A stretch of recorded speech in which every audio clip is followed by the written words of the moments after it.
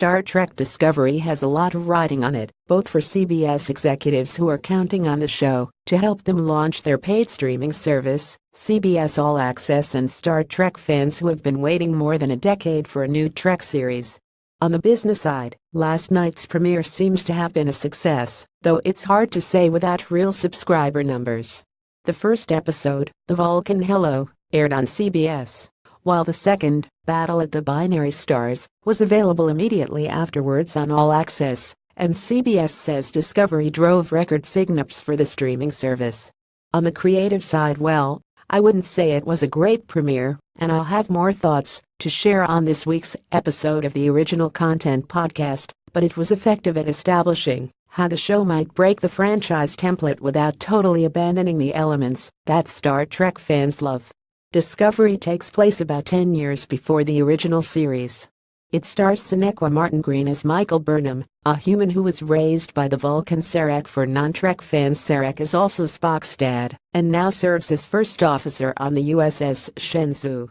In the first episode, plotted by series creators Brian Fuller and Alex Kurtzman, with a teleplay by Fuller and Akiva Goldsman, an investigation into a damaged interstellar relay quickly leads into a confrontation with the Klingon Empire, a confrontation that sets the stage for the rest of the season, and perhaps the rest of the series. That setup already breaks with Trek tradition in a few key ways. For one thing, Trek has moved slowly and fitfully away from the default of white male leads, so it's nice to see Martin Green and Michelle Yeoh, who plays the Shenzhou's Captain Philippa Georgiou, at the helm of a starship. For another, you may have noticed that I haven't even mentioned the Discovery, the ship that gives the series its name.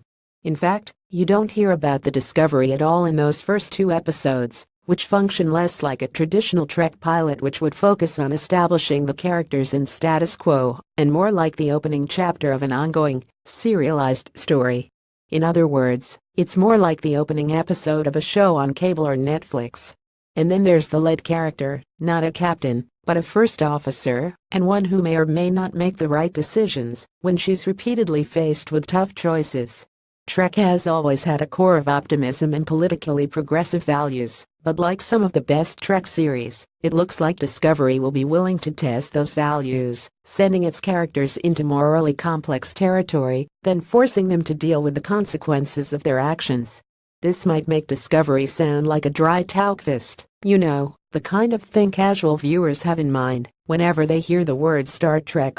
In truth, however, the franchise has always worked to balance out its big speeches and techno-babble with humor and action.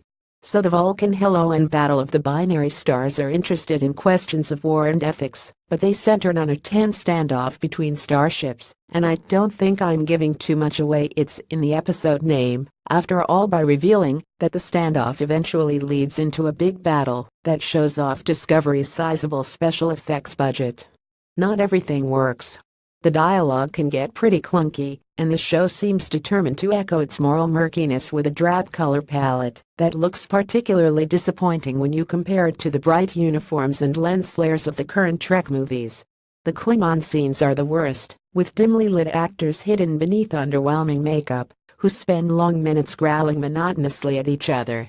Still, as maiden voyages go, this one was pretty promising. For all the new touches, it's still very recognizable as Star Trek. And even if it's behind a subscription paywall, it feels pretty darn good to see Trek back on TV. Featured image CBS.